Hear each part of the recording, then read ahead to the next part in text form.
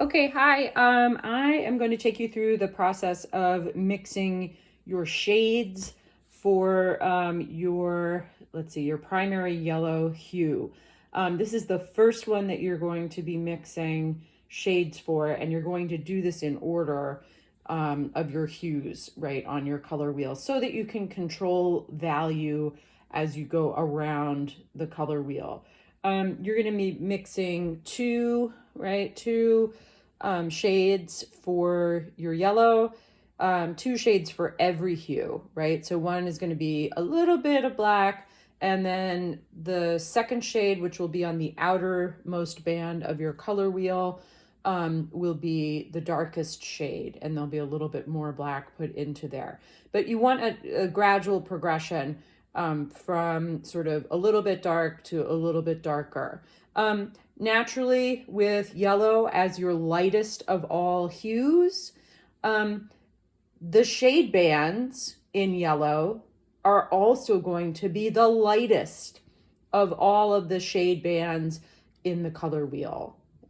I hope that makes sense, right? And so let's say a shade 1, which has a little bit of black in it, for yellow, that will be lighter than shade 1 of yellow orange, which will in turn be lighter than shade 1 of orange, and so on and so on. So gradually each of those shade 1s for all of the hues will darken a little bit as they go around the wheel from yellow all the way to violet, the darkest of all hues, right? And then gradually, once we hit violet, those shade 1 bands will all lighten gradually a little bit until we get back up to yellow. So that's important. You'll be expected to control that. I will give you proportions to use, right, of your black paint relative to the amount of pure hue that you should use. So generally speaking, if you're sticking to that, that should produce that should maintain that value relationship as we go around the wheel. But again, we know that trying to set out exactly equal amounts of blobs of paint, is a little bit tricky to control. So you do have to be really looking for that. You may need to make some adjustments. So let's get started.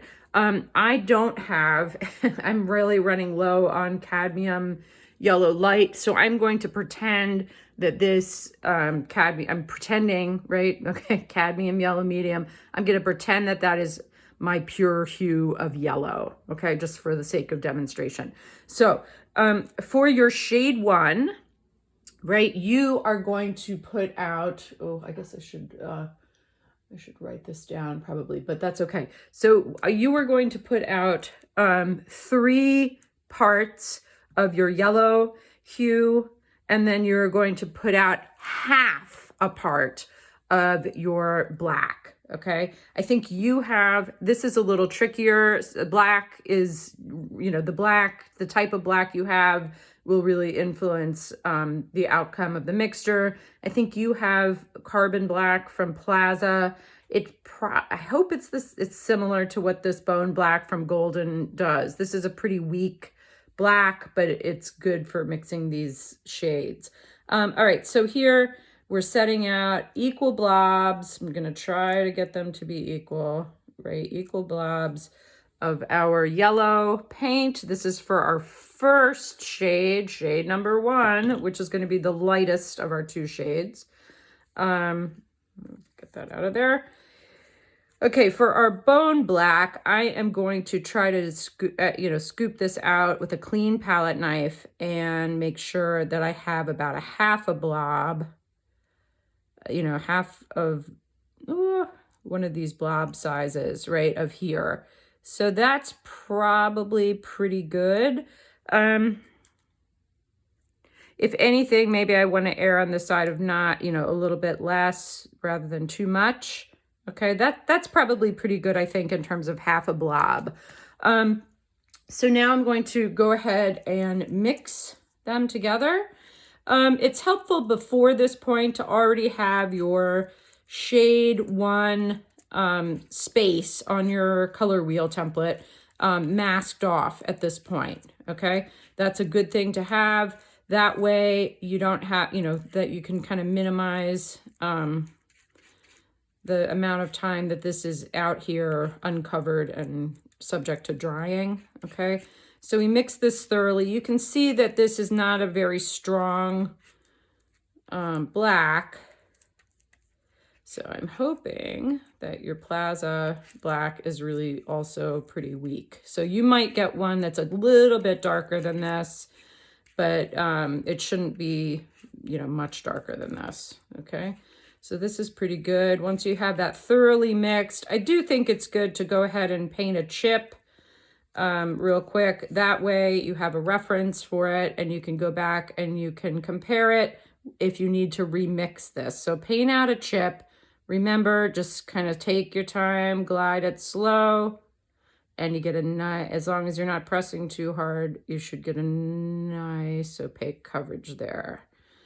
Okay, and so that is going to be your shade 1. Okay, for shade, and then, right, you're going to go ahead and paint with a brush, right? You're going to go ahead and make sure you've masked off that shade 1 space on your template, and you're going to use a brush, a tiny bit of acrylic matte medium if you'd like, and go ahead and apply that to the shade 1 spot. That will be right next to your primary yellow hue spot, okay? Go ahead and put that in. The next thing I'm going to show you then is how to mix shade 2, just so that we have continuity and accuracy in our proportions. I'm going to go ahead and lay out again. You can do real small amounts if you want. 1, 2, 3, right? I'm going to do 3. That's fine. 3 equal size blobs or little amounts of your pure yellow hue. And then now we're going to put a blob, a full blob, right? The same size as these 3 of our black, okay? And that, I think that does kind of appear to be about the same size. I suppose, take a little bit out of there. And if you need to take any out, just put it over to the side of your palette. This looks pretty good. I might, and maybe I'll end up taking a little bit more back. And then we just are going to scrape this together, right? Before you mix this, I guess I should say this too, before you mix, you're also going to want to have hair dried the tint 1, right, on your color wheel, because you're going to need to have that dry so that you can mask off this next shade 2 space. You know what? I'm going to go ahead and use the rest of this because this is, I think your black is going to be a little stronger than this, if not a lot stronger. I hope it's not a lot stronger, but whatever, we'll deal with it. Okay, so you should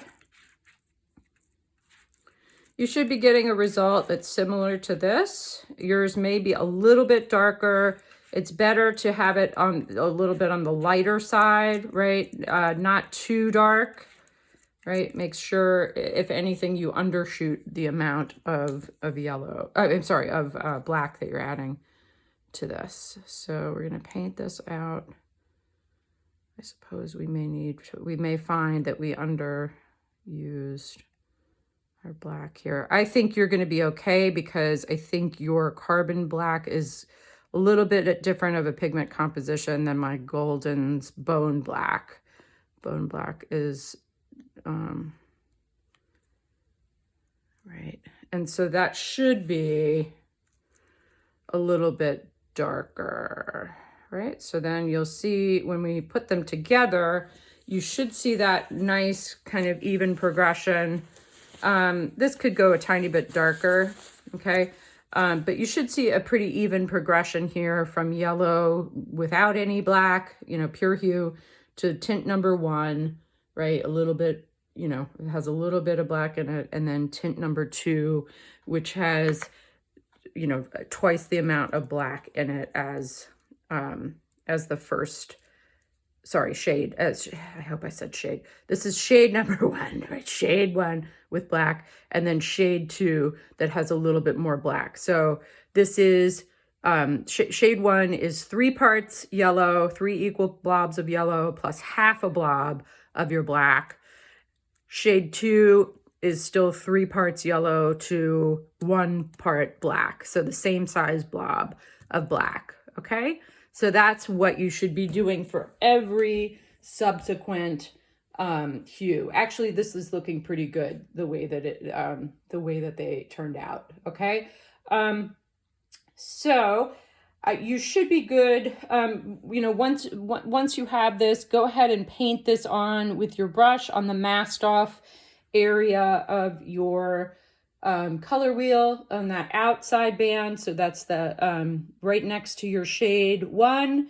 You should have your shade 2 band, right? That's going to be the longest of your shade bands, and it's all the way on the outside of the wheel. And then hair dry it, okay? And then once you're finished that, keep your chips collected, okay, in case we need to rework anything. Then you have stuff to compare to. This is really critical. And then you can go ahead on to your yellow orange will be the next one that you do, okay? All right, and I will do one for that and then just show you, we'll be comparing the shades to one another this way across the wheel. Okay, thank you.